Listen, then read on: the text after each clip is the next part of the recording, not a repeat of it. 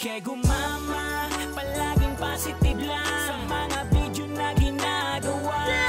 Okay na. Hi Mama Tomo, gala day na naman tayo. Siyempre ang paborito namin ka-partner sa road trip ay itong McDonald's. Bali breakfast at lunch na nga namin ito. Hansan. Nata. Masarap.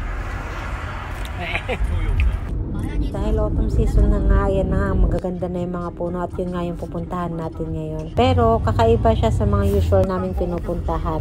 Dahil dito sa pupuntahan namin ay hindi lang autumn foliage o yung mga red leaves ang makikita natin dito, kundi pati na rin ang cherry blossoms.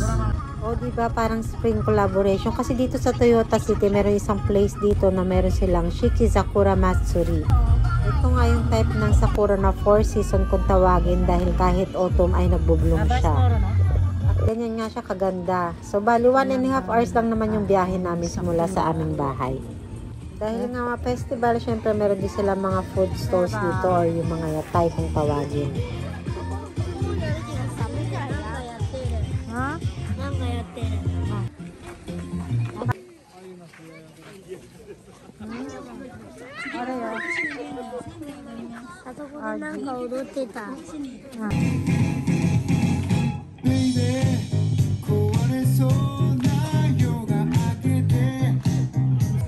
Hindi pa ito talaga yung main na pupuntahan namin.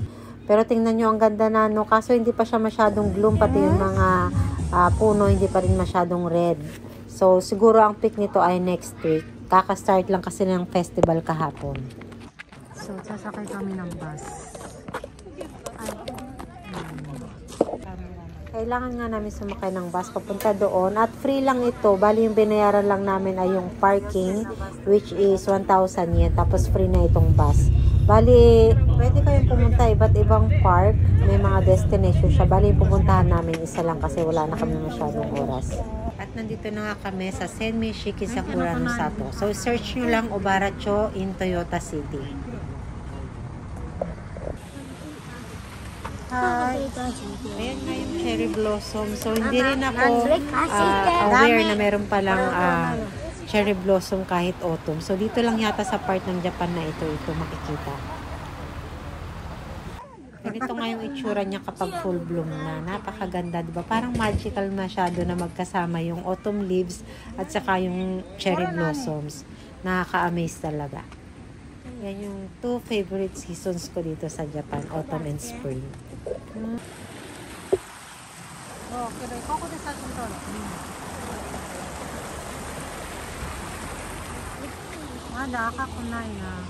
Yan nga, hindi pa siya masyadong mapula. So, imagine niyo yan kapag full bloom na talaga at full red na talaga. Napakaganda niyan.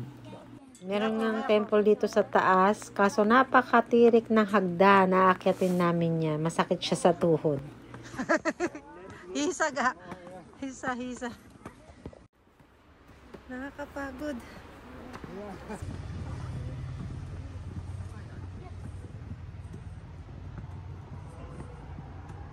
Naka.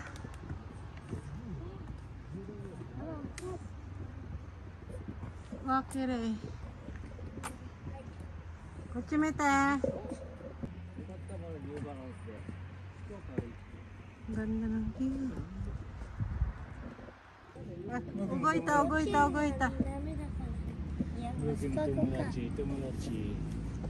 Nata tomodachi ippai mo ne.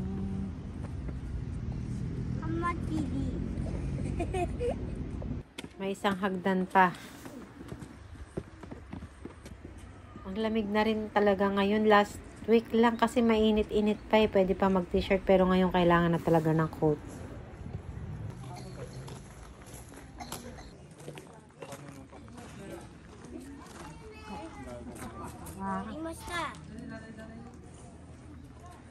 Gustong-gusto ko talagang pupunta sa mga ganitong lugar, yung may mga temple, tapos may nature, talagang mararamdaman mo yung Japanese culture.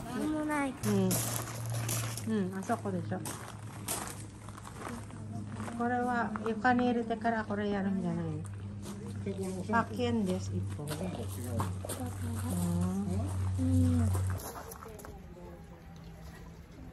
Mau iyo. daw ng resolution.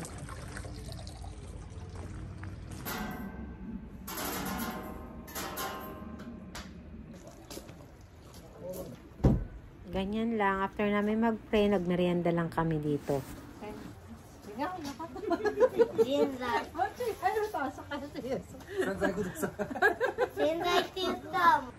Sobrang nakaka-relax yung lugar. Worth it yung pagpunta namin dito.